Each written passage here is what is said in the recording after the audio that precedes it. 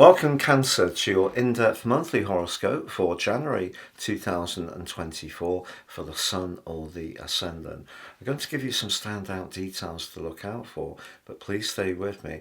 I will explore in much greater depth all the ins and outs, particularly relevant to your sign. Now, as we come into the new year, the Sun and Jupiter are still forging a really very positive alliance. That peaked on the 27th of December, but Jupiter went direct on the last day of last year and is going to be in the part of your situation through to the 23rd of May, which is very much to do with your network, your friendships, your connections, your group activities. So a very social location for the bubbly Jupiter to be, but it's forging a link with the Sun in your sector of relating. So that's going to be significant this month. In fact, Jupiter is going to be a trump card in lots of different ways. It won't just be with the Sun, but also as year 2024 begins, the Moon is in Virgo. Now it is actually in an awkward opposition with Saturn on the very first day, which can have a little bit of a limiting vibe for us all. But for you, if we take the point between the Moon and the Sun and we get the balance of the energy as you enter January, it's actually in your sister water sign of Scorpio. It's very much to do with creativity. So the Sun and also Pluto are in your sector of relating, but that midpoint gives you the chance to relate to others with your talent. So along with that network link from Jupiter, it could be a bright start to this year. So stay with me for more. As we make our way into year 2024, if you would like to understand what this will mean for you in a totally individual way and ascend above this zodiac broadcast, please give me 3 pieces of your birth data of time, date and place, or date and place if you don't know your time, and I'll produce for you your 12-month forecast. This will be a full 12 months from the time of your order, unless you order in the latter part of 23, and I'll give you the rest of that year for free. But along with your 12-month forecast, which will give you searing insights, you can also get your character analysis report, your life roadmap. That gives you a much more intimate understanding of the influences that have played out in your whole life and how you can work with them.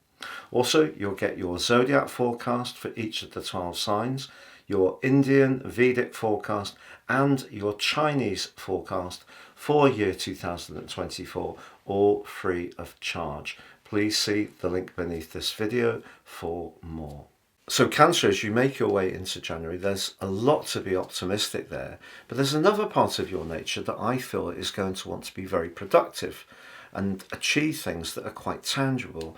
And the reason for this is Mercury, Venus and Mars are all in the sign of Sagittarius, which is quite an energized sign, but also it can be about knowledge. But the 6th house is about diet, fitness and routines. And obviously this is the time of the year when many of us think about New Year's resolutions.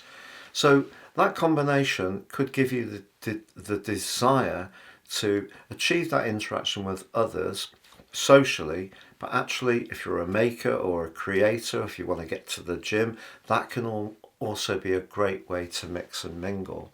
You just need to be conscious that initially Neptune is in a right angle to Mercury and Mars. Mercury's in retrograde until the 2nd day, and Venus is caught up in a T-square between Saturn and the Moon. So what does that mean? I feel it means, because of the energies of Saturn and Neptune in your 9th house, that's where you need to be free. So as much as being conscientious is a really good thing, I wouldn't try to cram too much into the start of this year, and particularly not obligations to others, because the big picture of your chart is that you need to really elevate your experience in a way which gives you a much greater sense of true meaning. And whilst there is a part of you that always will be a very skilled manager, and that sixth house energy could, for example, see you rethinking about where you work. You don't want to get so caught up in making pledges and commitments to others that you steal away some of that more spiritual dimension that is around. Well, what's going to help you a lot is that on the 4th, Mars punches its way into your 7th house. Mars loves being in Capricorn. It's in its exaltation here, but the 7th house and Mars is an interesting one. The 7th house is where we can connect with others.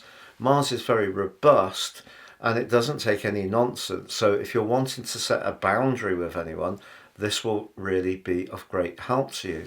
But Mars also forges a great link with Jupiter. So Jupiter, again, coming back to you in a very dynamic way. That goes on from the 7th to the 17th, but it peaks on the 12th.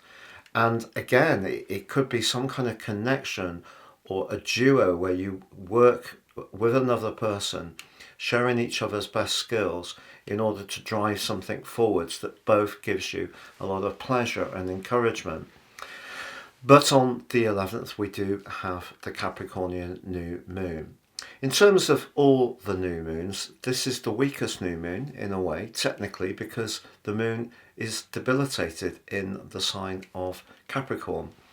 But again, there's a great link between them and Uranus in that sector of friendship. So those connections once more are emphasized in a really positive way. And the next day on the 12th, there's the peak of that terrific link between Mars and Jupiter. So your connections to others can definitely help you to feel more optimistic, the good connections. But if you are experiencing some more challenging ones, or you work with someone that you don't feel is very supportive or appreciative, all that sixth house energy, even after Mercury goes direct on the 2nd, is saying to you, look, you're going to need to know when to say no, whether it's covering for a colleague's shift, or if you feel that there's more and more creep in terms of your role, more and more obligations being added to it without a proper review and a proper understanding of your needs in the situation. Now, Mercury is going to square up with Neptune pretty well the first 12 days of this year, so that's why physical energy might be a little bit of at a premium, but then moves on the 14th back into the sign of Capricorn. Mercury in the 6th house can be a little bit of a brittle energy as well. You can see it's getting caught up in feeling a bit critical. When it moves into the 7th, it helps us to step back and see that perhaps some of the things that were irritating us are actually not worth our energy, or perhaps some of the people that have irritated us. And it gets easier to hear other people's viewpoints with Mercury in the 7th, and of course the 7th house, along with Mars, along with Pluto, and the Sun at this stage is about relating. Now, relating doesn't have to be relationships of a personal kind. We all have a relationship with ourselves. That's the primary relationship. But whether it's with family members, our neighbours, our colleagues, people we interact with, there's always some sharing going on. And what Mercury and Mars can help you to do in a way is to try to get that sweet spot between the give and the get. But on the 20th, we have a magnificent event because the Sun and Pluto are going to align in your 7th house of relating in a very symbolic and significant way, exactly in the last minutes of Capricorn. And then later that day, the Sun moves into Aquarius, your 8th house, joined by Pluto the following day.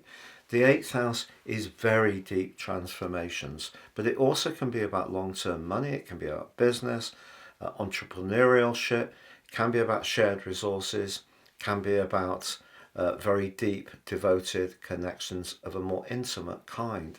So the fact that Pluto moves on the 21st into Aquarius, the day of its birthday, and is so close to the Sun still, going across two signs, I feel that we are going to see some big shifts going on that all of us are going to be able to recognise.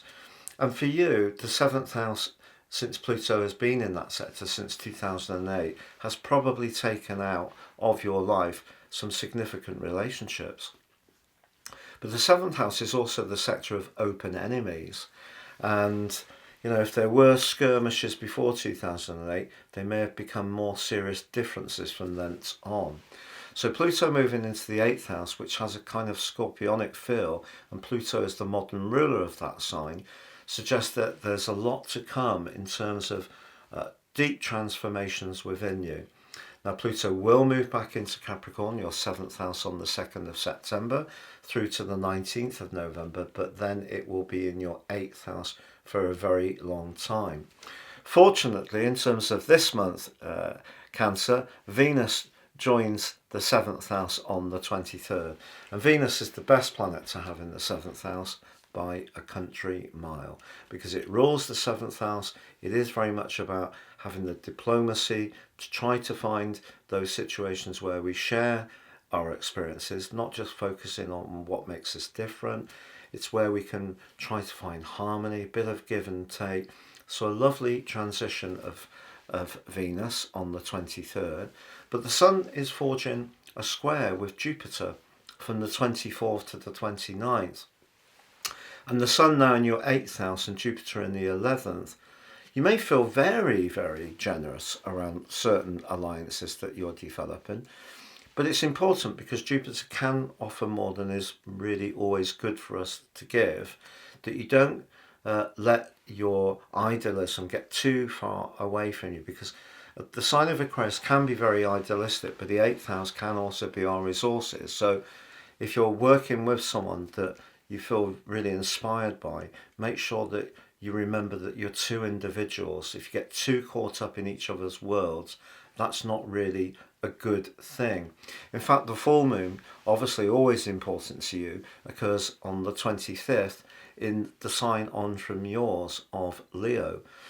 But did you know the Sun is actually detrimented in the sign of Aquarius? So we have a bubbly warm moon in Leo, but we have a cool detached position of the Sun in Aquarius. So for you, this goes across your 2nd and 8th houses, and that's everyday finance, your self-worth, cash and your values, the 2nd house, the 8th house where you share with others, the longer term dimension. So with Jupiter T-squaring both, if you have got caught up in all the enthusiasm of the winter sale, for example, this would be a good time to throttle back a little bit and just get your financial affairs in as good a trim as possible. And there is a saying, and it's a saying that I actually think is a good saying, but you can, or one can be generous to a fault, but it's certainly much better to be generous to a fault than mean to a fault. But your generosity, your warmth, your kindness are going to come out this month, and I think there's going to be some very important developments as far as your links to others. Just to say also that Jupiter and Saturn are collaborating really well all this month. Jupiter again. Jupiter, growth, optimism, spirituality, good fortune. In the 11th house for you, very much about your connections to others. So it really is coming back to you in a big way. So the link to Saturn is the 9th house, and that can be to do with higher education, travel, philosophies. And again, it could be a group of people that you're joining in with, or some kind of life guide who really does fuel your sense of excitement about what you can achieve this year. It's been a real pleasure being with you. I'd like to wish you all the best for year 2024. If you'd like to have a one-to-one with me, please see the link beneath this video. I've been doing them a long time now. I haven't shared it particularly openly because I like to pace myself, but if you'd like to get in touch and chat to me one-to-one on Zoom, it's a pleasure, and I'd be grateful if you would like, comment, share or subscribe. For now, take care and goodbye.